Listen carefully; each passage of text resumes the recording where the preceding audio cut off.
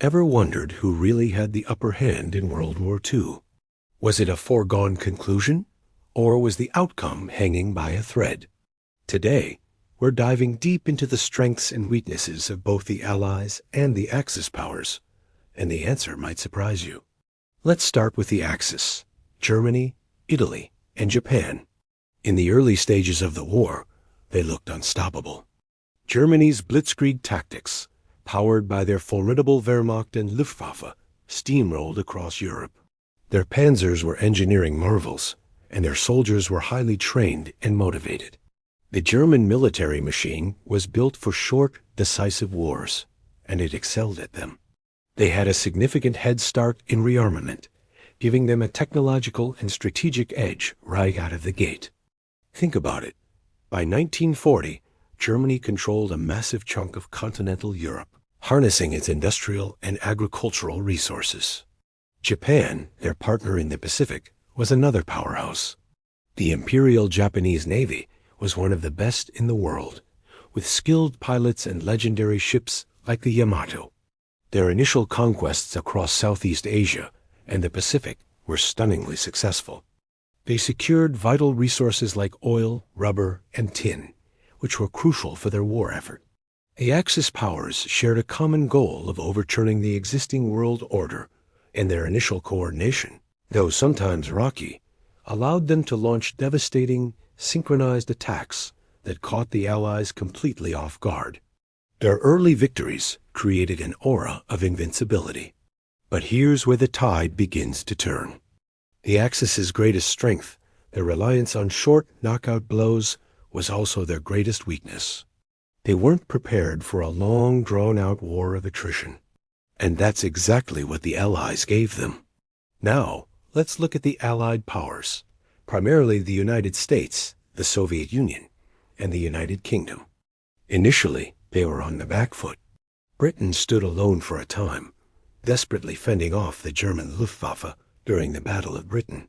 The Soviet Union was caught by surprise by Operation Barbarossa, suffering catastrophic losses. And the U.S. was thrust into the war after the attack on Pearl Harbor. Things looked grim. However, the Allies had three overwhelming, long-term advantages: manpower, industrial capacity, and geography. Let's break them down. First, manpower. The sheer numbers were staggering.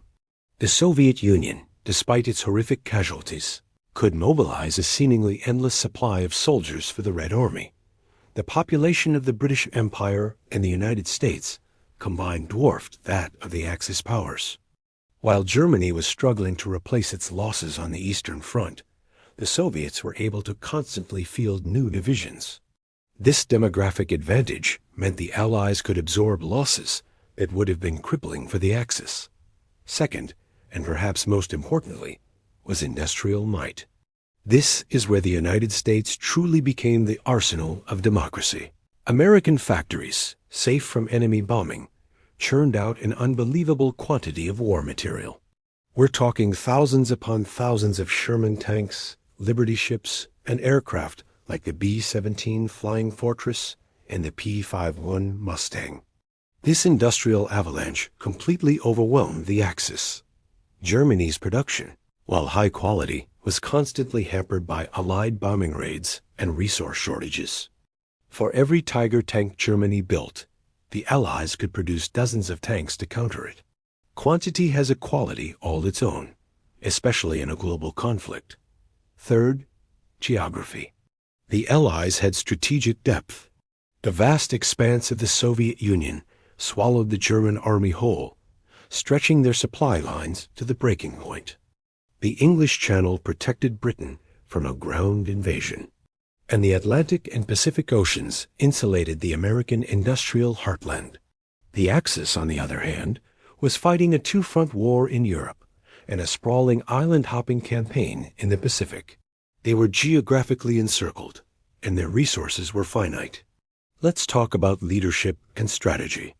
Hitler's increasingly erratic decision-making, like declaring war on the U.S., and his refusal to allow strategic retreats, proved disastrous for Germany. In contrast, the Allied leaders Roosevelt, Churchill, and Stalin, despite their deep political differences, managed to form a cohesive Grand Alliance. They met regularly to coordinate grand strategy, prioritizing the defeat of Germany first, while still fighting Japan in the Pacific. This level of strategic cooperation was something the Axis, with their competing interests, a lack of a unified command, could never truly achieve. Technological innovation also played a key role. While Germany had impressive early tech like V-2 rockets and the first jet fighters, the Allies caught up and in many areas surpassed them. The development of radar was crucial in winning the Battle of Britain. The cracking of the Enigma code by Allied cryptographers at Bletchley Park gave them an incredible intelligence advantage, allowing them to anticipate German moves.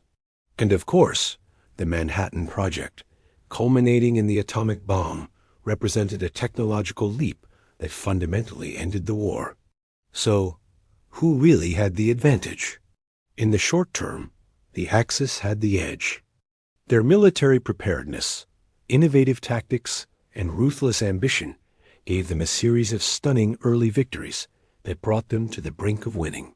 They were a formidable force. But war isn't a sprint. It's a marathon. In the long run, the advantage overwhelmingly shifted to the Allies. Their combined demographic, industrial, and geographic superiority was simply insurmountable. They could produce more, fight longer, and absorb more damage. While the Axis war machine was a finely tuned instrument for a short war, the Allied coalition was a lumbering giant that, once fully awakened, became an unstoppable juggernaut. The story of World War II is a powerful reminder that wars are won, not just on the battlefield with soldiers and tanks, but also in factories, in laboratories, and at the strategic planning table. The initial shock and awe of the Axis powers ultimately couldn't compete with the sheer, grinding power of the Allied nations. What do you think? Was there a single moment that sealed the Axis's fate? Let me know your thoughts in the comments below. And if you found this breakdown interesting, make sure to hit that like button and subscribe for more deep dives into history. Thanks for watching, and I'll see you in the next video.